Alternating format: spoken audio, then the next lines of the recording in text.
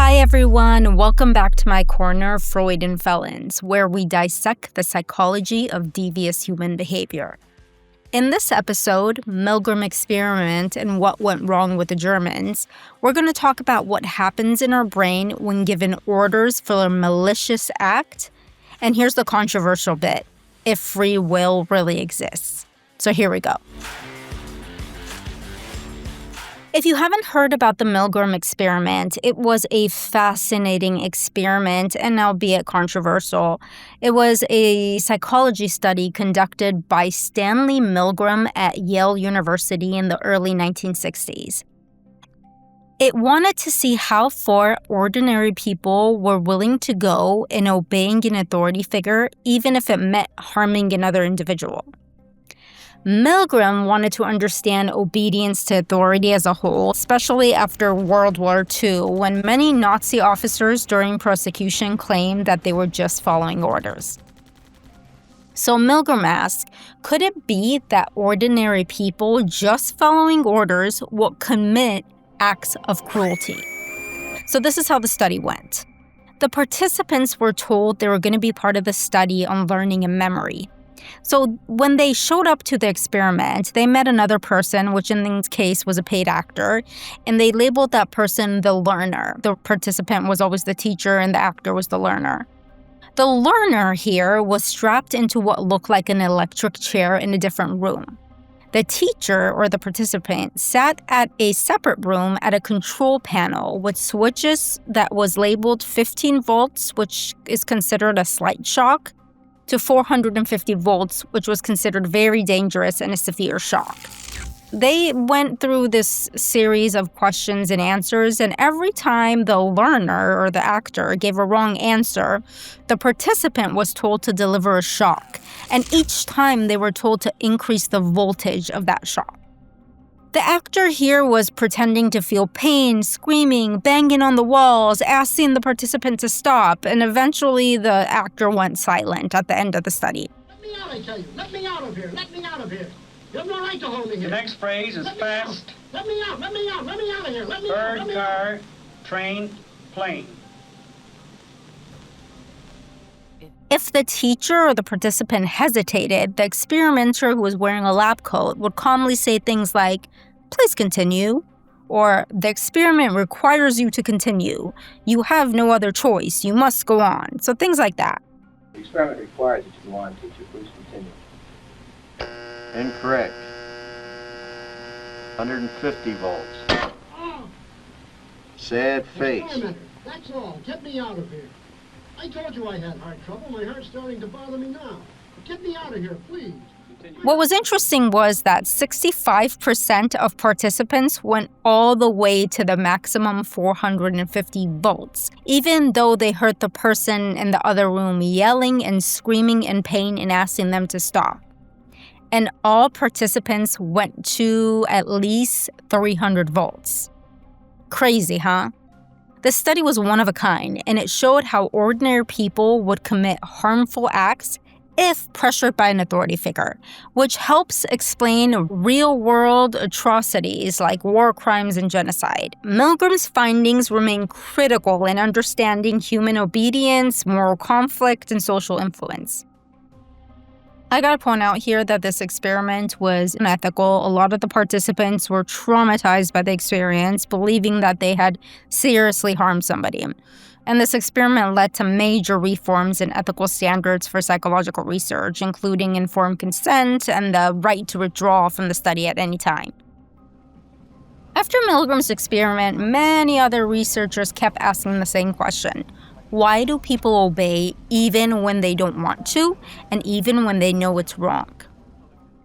So, based on other research on the same topic, a few psychological mechanisms have been identified. First and foremost, and this is my opinion, we are all socially conditioned to obey.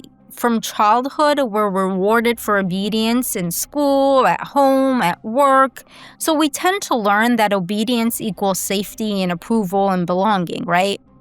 Our brains start linking obedience with social acceptance, security, which are things that we do need for survival. I'm not going to refute that. We need safety. We need to be socially accepted. We're social creatures. So that's what we learned over time. There's an experiment done by Casper, published in 2020, that used fMRI technology to see what happens inside the brain when taking orders by an authority figure. So the researchers kind of replicated something similar to the Milgram experiment, and they saw that when told to inflict pain, activity in the empathy-related regions of the brain were dampened. The participants also rated the inflicted shocks as less painful when ordered to give the shocks versus when they choose freely to do so, even though the intensity was really the same. So it was their perception that when they're told to do something or coerced to do something, it's really inflicting less pain on the other person. So why does this matter? It suggests that obeying authority literally changes how we perceive harm and other people's suffering, making it easier to comply with harmful actions. Here's a particularly interesting finding from research on obedience and authority figure. The same author did another experiment in 2016, and they found that when participants were ordered to perform an action versus when they chose to do it freely, they perceived a longer time interval between their action and its effect. This longer perceived interval corresponds to a reduced sense of I caused this. So when somebody was telling them to do something, they didn't clearly see a connection between their action and its consequence, which is really fascinating. These studies provide evidence of what the classic Milgram experiment suggested, that authority, coercion can reduce personal responsibility. So these studies collectively show that the brain's sense of I caused this is dampened when following orders. I think that's absolutely fascinating. Empathy-related brain activity drops when a person is under instruction rather than their own free will. And this effect, by the way, they did studies on both civilians and military trainees, and the effect was the same across different populations. Here are a few more theories on this. First of all, the power of authority shouldn't be underestimated. When somebody looks like they're in charge, when they're dressed the part, or when they're speaking with confidence, most of us just stop questioning. It's easier that way. So a person in a lab coat, we trust them automatically. Second, your brain tends to just flip into this obedience mode. You'll start thinking, I'm just doing what they told me to. This shift makes it easier for you to ignore your conscience. Something shouldn't be underestimated here, and that's gradual commitment. So in the Milgram experiment, the shocks started small. They didn't tell the participants to jump to the 450 shock, because, if they did that, most people wouldn't go for that. Each step felt minor, but slowly people found themselves going all the way. And this is a reminder that most dangerous acts don't start extreme. They build up, one yes at a time. And I'm going to touch on this because I think it's really important, and I've talked about this before, that most of us have a fear of saying no. Many of these participants hesitated. They wanted to stop, but they didn't want to seem rude or defiant or be labeled as a difficult one. Does that sound familiar? Most of us do this in real life. We go along just to be polite, and I'm always stressing the importance of learning to say no and listening to your instincts. Sometimes being polite goes against us. And I always say this, we got to practice saying no and standing up for ourselves before we're placed in situations like this that compromise our safety or somebody else's safety. And finally, the last theory I'm going to touch on is the whole shared responsibility. The participants thought if something happens, it's on the experimenter, it's not on me. I was just following orders. Once this responsibility shifts upwards, obedience becomes a lot easier. And there's a lot of other examples about this. The Holocaust is a great example.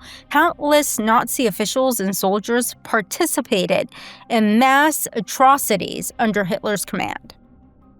And when they were prosecuted, most of them said, I was just following orders. This became a chilling refrain. And we've seen this in medical experiments a lot, actually. Do you remember the famous Tuskegee syphilis study that went on from 1932 to 1972?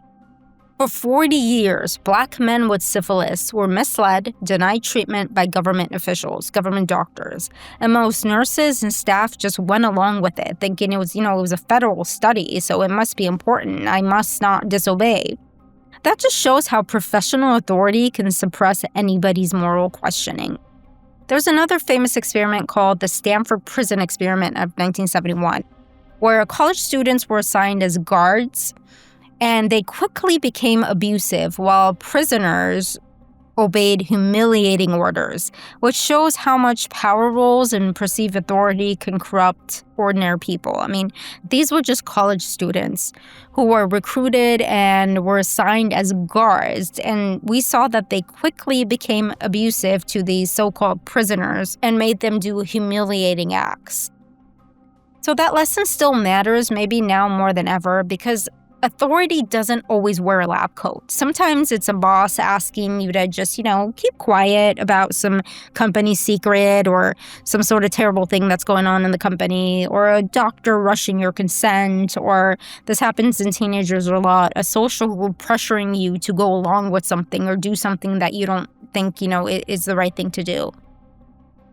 We're taught from childhood to listen, to respect, to comply, but this blind obedience can quietly put us at risk, but not just us, other people as well. So how do you resist that pressure? This is really hard because it does have an evolutionary basis to it. If you look way back to the time when we were living in the jungle, being socially accepted, being part of a group, being cooperative, obeying commands, things like that meant that you survived, right? Because you needed the group to survive. But even though we're still social creatures and we need to feel like we belong, we're not in that same situation anymore. Our safety doesn't depend on being accepted by a certain group. So it's important at this point to check yourself and be able to point out when you're caving under pressure. Something I like to do is just pause and check for a second. If something feels off, just stop and ask yourself, would I do this if nobody was telling me to do? Would I? If the answer is no, you know what you need to do. Focus on shifting the responsibility back to yourself. Remember, you're the acting one. You're the one that's accountable, no matter who's telling you what to do or not to do. Also, use your voice. It's okay to say I'm not comfortable with this. I like to think about it. Politeness is never, ever worth your safety. And remember to recognize red flags in authority. True leadership explains, listens, respects boundaries. Manipulative authority demands, pressures, and silences. Remember that. So the next time something feels wrong, pause and ask, would I do this if nobody told me so? Remember, your safety matters more than somebody else's approval. Politeness won't protect you, awareness will. So the Milgram experiment showed how ordinary people can do harm when obedience overrides instincts, right? Today, that same insight can save you by reminding you that your gut feeling is the highest authority you have. The real-world examples that I gave you makes you think, do we really have full free will? I know this is a controversial and deep topic, but should some malicious actions be forgiven now that we understand what happens to our brains when given orders? What do you think about that? Human behavior is heavily influenced by environment, social pressure, and authority. And these very famous experiments, prove just that. Our choices are very much shaped by our upbringing, our culture, our biases, our habits, which means our freedom is kind of bound by context. Okay, now let's take a look at what happened in Germany in World War II. After the war ended, they took 22 high-ranking Nazi officials and put them on trial in 1945, the Nuremberg trials. At the trials, psychologists and psychiatrists furiously rushed to understand their high-profile Nazi prisoners. Mental health experts could finally examine and interview the alleged madmen up close and answer the question, were the Nazis insane? They employed a very famous psychiatrist by the name of Dr. Kelly to make sure the prisoners were competent to stand trial. And he went into it with his own kind of ambition. He wanted to identify among the Nazis a shared psychosis or a particular derangement because only that, he believed, could account for their monstrous acts. But after many evaluations, concluded that some of the leaders showed some personality disorders, but many of them were just the product of a culture that valued obedience and that their actions were not due to any mental illness. None of the top Nazi prisoners showed any sign of mental illness or personality traits that will label them insane. Isn't it crazy? These evaluations suggested that leaders were the product of the culture that prioritized obedience to authority over critical thinking. In my opinion, do we have absolute free will? Probably not, because there's many forces that guides our choices unconsciously. We like to think we make our own choices, that we act freely, but science tells a little bit more of a complicated story. In the Milgram experiment, ordinary people delivered what they thought were painful shocks just because someone in a lab coat told them to do so, and neuroscience explains why. Remember, when we obey orders, brain regions tied to moral reasoning and responsibility kind of quiet down, so that empathy circuit also dims. And the brain literally feels less responsible when acting under coercion. Does that mean free will doesn't exist? Well, not exactly. We can pause, reflect, choose, but only if we notice the forces shaping us. Authority, habit, social pressure, they can all nudge us, even subtly. So the takeaway here is that free will is real, but it requires awareness. Pause, guys. Question. Claim responsibility. Your choices are strongest when you notice the influence of others.